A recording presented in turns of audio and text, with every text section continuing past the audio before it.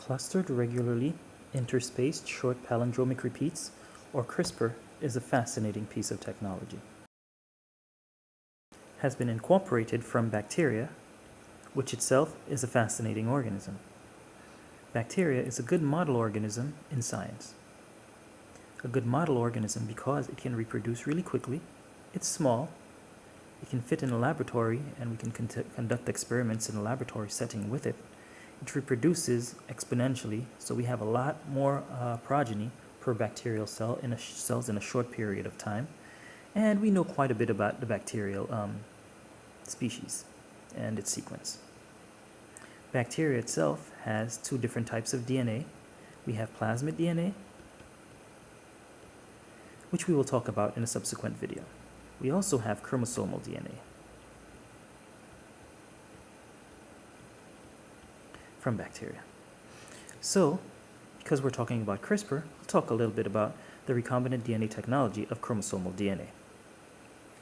So this chromosomal DNA is this genomic DNA of bacteria. Now, we call CRISPR clustered regularly interspaced short palindromic repeats because scientists notice bacterial sequences were interspaced by spacers. So if this was bacterial DNA here, we would have viral DNA.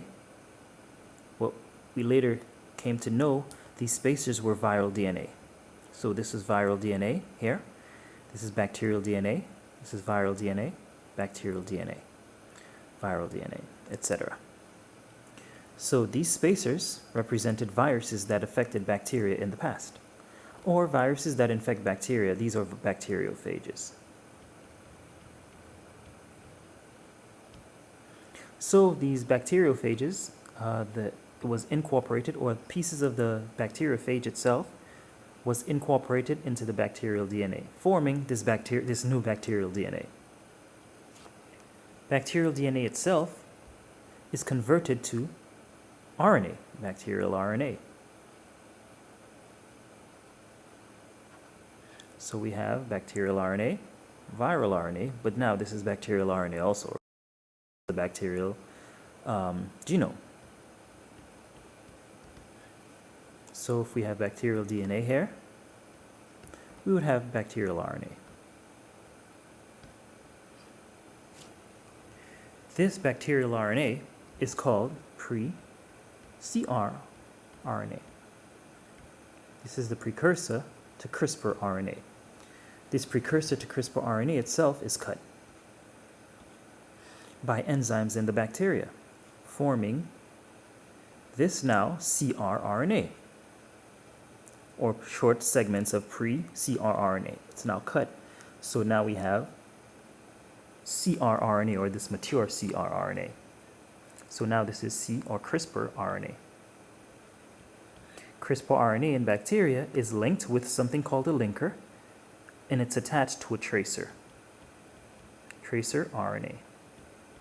So we have CRRNA linker plus tracer 1, CRRNA linker plus tracer 2, and CRRNA linker plus tracer 3. Together, CRRNA linker plus tracer is called sgRNA, or single guide RNA. So we have single guide RNA 1, single guide RNA 2, single guide RNA 3. Any virus that comes in with a matching DNA to this complementary CRRNA, this now bacterial immune system will recognize it because of the CRRNA bind to the virus, and before the virus can replicate and destroy bacteria, bacteria will have a chance to destroy it before it becomes a problem for next generations. Now this sgRNA plus Cas9, or a Cas enzyme, that is called the CRISPR complex.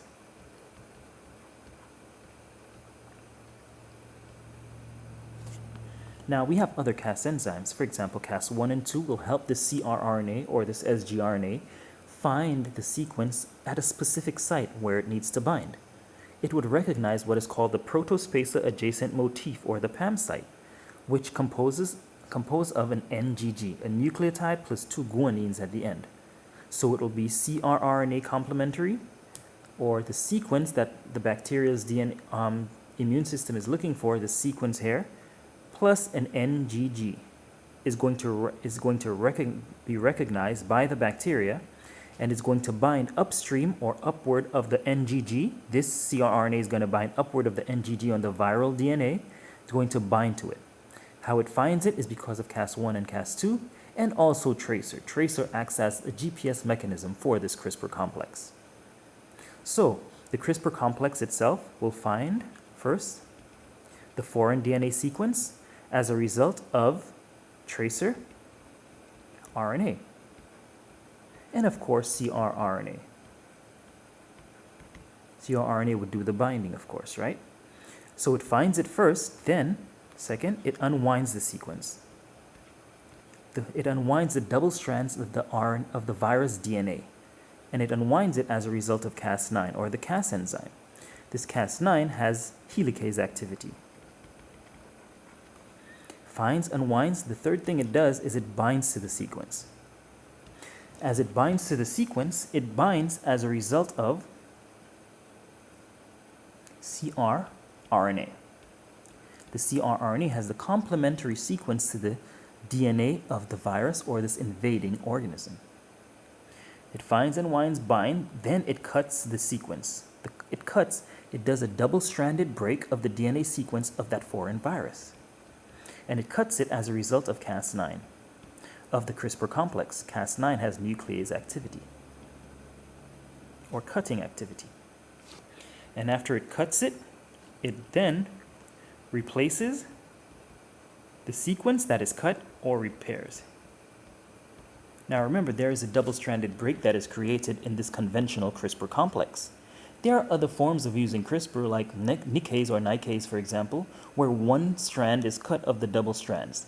That actually is said to be more efficient, and that's what we will talk about in a subsequent video. But now we're just talking about this conventional CRISPR as it was used before. So it does this replacement, and it does this repair by what is called non-homologous end joining or homology-directed repair.